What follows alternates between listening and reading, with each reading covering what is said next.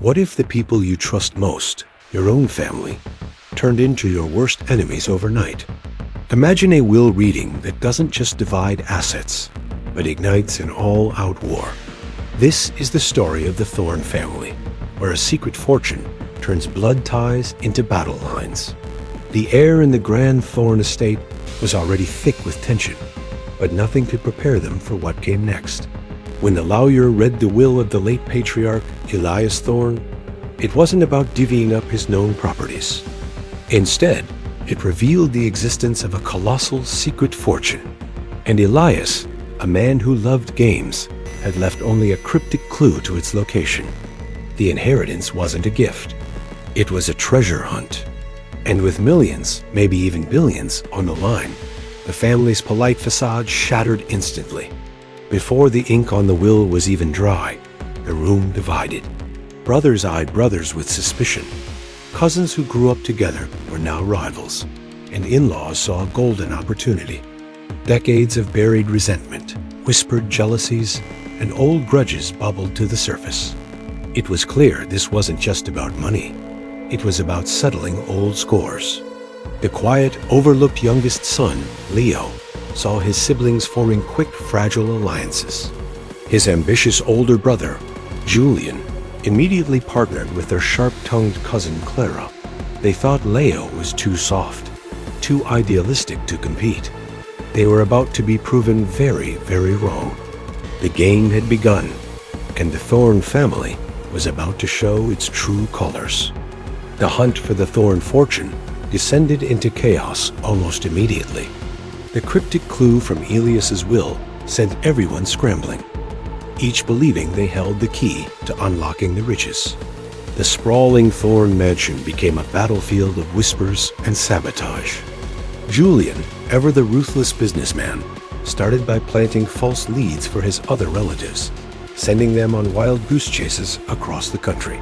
He'd accidentally leave a fake map on the library table, or let slip a fabricated detail about their father as past.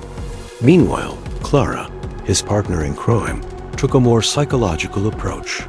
She unearthed old family secrets and weaponized them, spreading vicious rumors to discredit anyone who got too close to the real trail.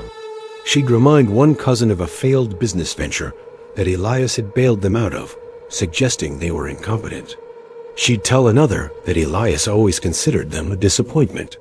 The lies were cruel, precise, and designed to break their spirits. But these weren't just new betrayals. They were echoes of the past. Through flashbacks, we see a young Julian constantly trying to one-up his siblings, desperate for his father's approval. We see a teenage Clara feeling like an outsider, resentful of the core Thorne family's privilege. Their current actions were just the final, ugly chapter in a long history of rivalry and bitterness. Elias's game wasn't creating this conflict. It was just exposing what was already there, festering beneath the surface for years. While the others were busy backstabbing each other, Leo, the family's black sheep, took a different approach. He wasn't interested in the dirty tricks. Instead, he started digging into his father's life, trying to understand the man behind the riddle. He pored over old journals, business ledgers, and faded photographs. And as he did, he started noticing strange inconsistencies. Financial records that didn't add up. Trips to obscure countries that had no business purpose. It felt like he was pulling at a thread that could unravel everything. Just as Leo was getting close to something, the game was thrown another curveball. A woman named Isabella arrived at the Thorne estate, claiming to be Elias's long-lost daughter from a secret affair. She came with a birth certificate and old letters that seemed to prove her story, throwing the entire family into a tailspin. Was she a legitimate heir? Or a brilliant con artist?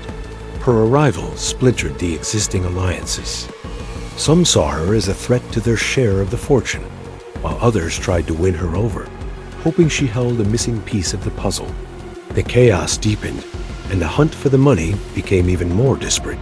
Leo, however, felt that her appearance, right at this moment, was a little too convenient. The mystery of his father's life was getting darker, and he started to wonder if the fortune came from something far more sinister than just clever investments. The desperation in the Thorne family reached a fever pitch. The sabotage became more than just mind games.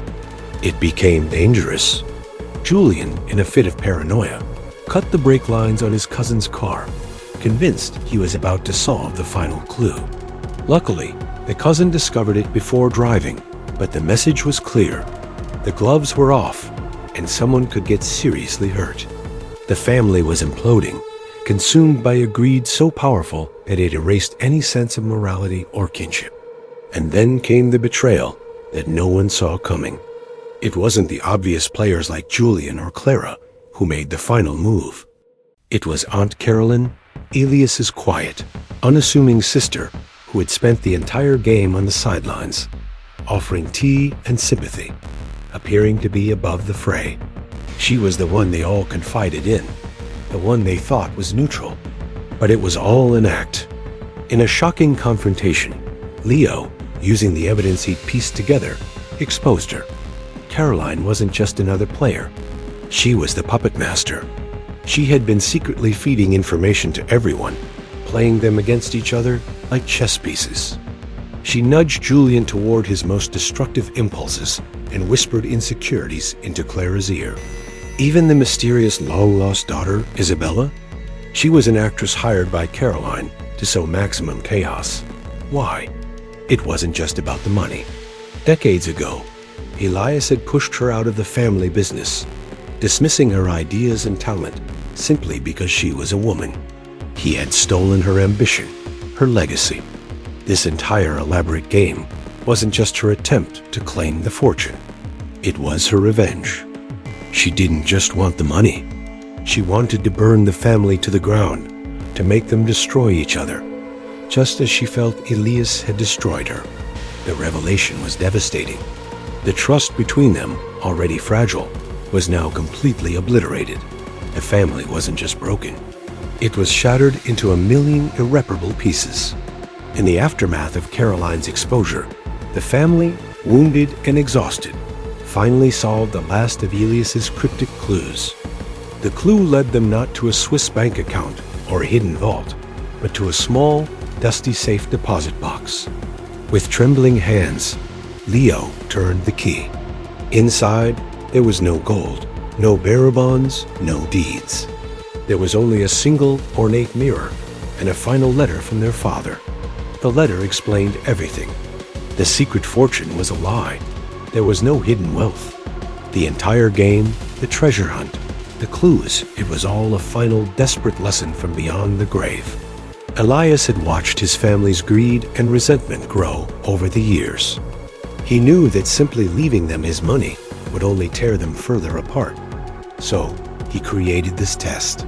The box contained a mirror, so they would be forced to look at themselves, at the monsters they had become in their pursuit of wealth. The letter's final clause revealed the true legacy, a collection of childhood home videos, photo albums, and letters detailing his love and hopes for each of them. The true value he spoke of wasn't monetary. It was the memories, the connections, the family itself, the very thing they had just sacrificed. In that moment, the weight of their actions crashed down on them. Some, like Leo, found a path toward forgiveness, trying to salvage what little was left. But for others, like Julian and Caroline, the betrayal was too deep. They remained permanently estranged, ghosts in their own family. The Thorne legacy wasn't a fortune to be won, but a painful lesson about the true cost of greed, leaving behind a family forever scarred by the war they waged against themselves. Thanks for watching. If you love stories about family drama and intricate mysteries, be sure to subscribe for more content like this. Let us know in the comments what you think the true meaning of legacy is.